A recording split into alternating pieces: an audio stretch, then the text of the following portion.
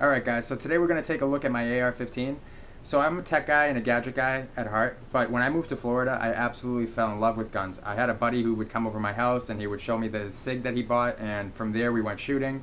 I bought an SKS Type D that took AK-47 mags, 7.62x39, and then I bought an AK-47 so that I could use those same mags. And eventually I saw all the accessories and all the customizable options and how easy they were to do without a lot of gunsmithing ability or experience, I should say, and I got into the AR-15 market. I was in college at the time and still am, and was of the budget-oriented nature, and I was looking for something between $1,000 and $3,000. That's a huge price range, but I knew that I wanted to get something that would last me a long time and that I would love, and not have to purchase materials over and over again for broken parts.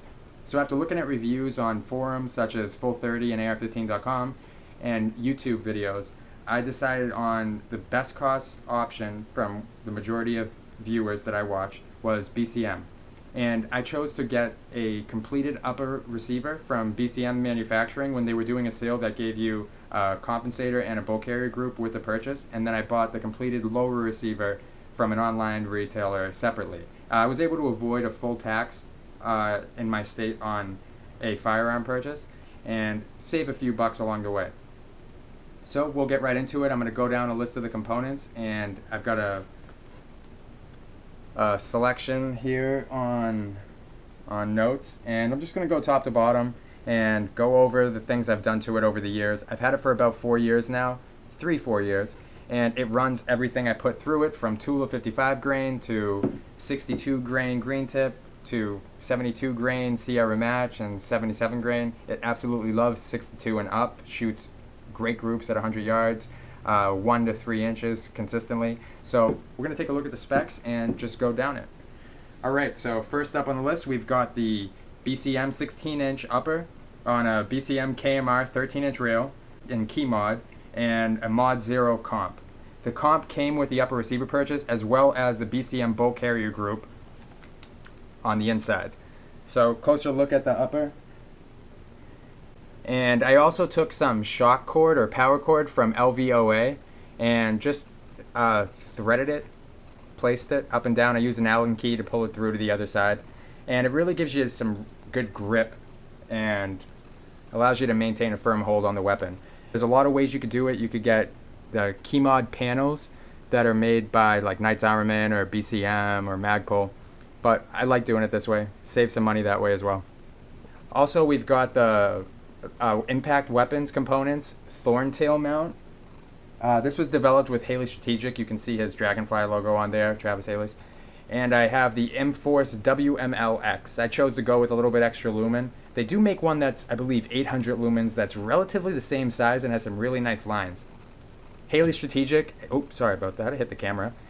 Travis Haley also teamed up with Impact Weapons Components to make a, not Impact Weapons, he teamed up with Inforce to make the WML. It's in black and it has his Dragonfly logo on it, and it's 200 lumens. It doesn't have this switch that allows you to switch between momentary and constant on. But it's really nice. Putting it here with the 45-degree Thorntail mount allows you to get a really good purchase on the weapon and just hit it. You just need to move your thumb over it, move it back, you're done. That's it. Simple as that. For constant, switch the lever, stays on, switch it, stays off. And then it has a flash as well. Alright, so moving on. I also put a BCM, their short, quick release, Keymod, I guess pistol grip, stubby grip, whatever you call it. It's really nice, pretty easy to put on, pretty easy to take off. Push this lever up in the right position, and then it just twists off and twists on. See if I can demonstrate it. Yeah, like that, and it twists right off. Pretty quick. And it has a component where that opens at the bottom. I'm sure it gets easier over wear, but like I said, I've had this rifle for 3 years. I don't open it that much, but it's a nice feature. It doesn't get any fluid in there or anything if you're using it in wet conditions. So moving down the rifle, we've got these Troy backup iron sights. They flip up and flip down with a little press of a button. to flip up doesn't require anything. To flip it down, you have to press the button. And the rear, same operating procedure. Gives you two options, a large diameter and a smaller diameter peep. It's really nice. For an optic, I chose to go with the Aimpoint PRO. It was, like I said, I was budget minded. I wanted to get good stuff that I wasn't going to have to replace down the line. There's a lot of companies out there making stuff relatively inexpensive, but Aimpoint's a trusted company, and I love this optic. It's got a 2 MOA red dot. I just keep it on in my safe all day, and I never touch it. I replace the battery once a year, put it that way, and it doesn't run out when I replace it. Let me put down this sight so that you can get a better look down there. Alright, so I'm not going to go through the total brightness settings with you guys. If you guys want to look at the Aimpoint PRO, there's plenty of reviews on YouTube with guys shooting them and looking down the sights, all that. Tons of stuff out there. This is the comp that came free with the purchase. Free, or it's included into the price at the time, who knows. It's the Mod Zero by BCM. It does a good job reducing recoil, and it doesn't shoot too much gas into your face. It's pretty standard birdcage type muzzle brake. This is just a sling quick release mount.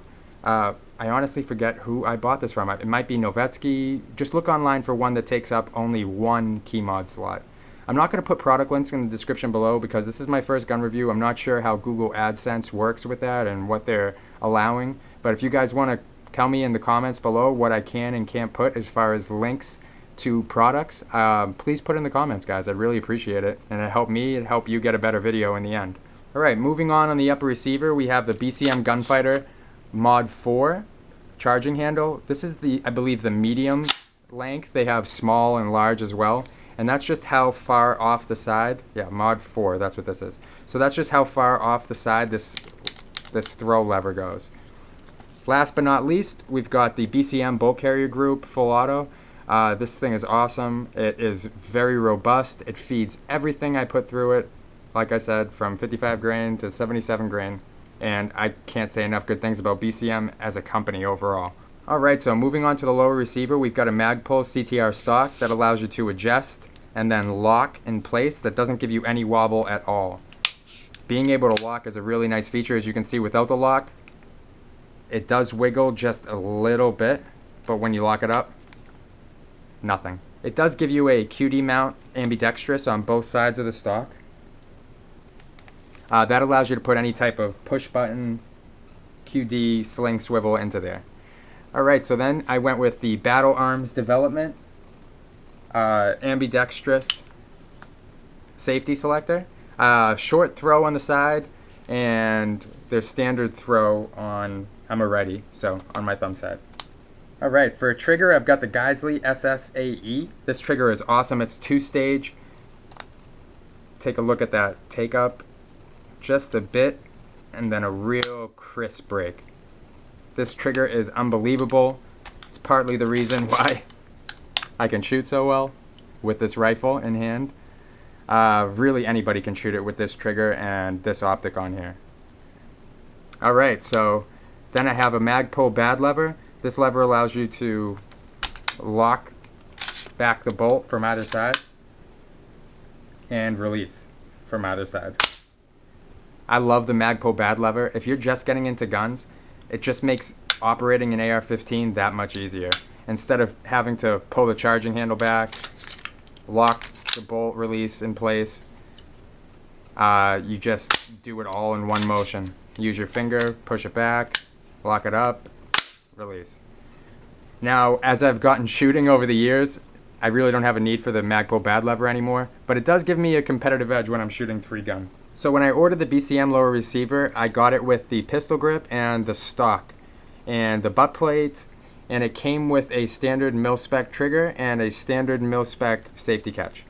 The colors match just about right, even though they weren't ordered together as a complete rifle.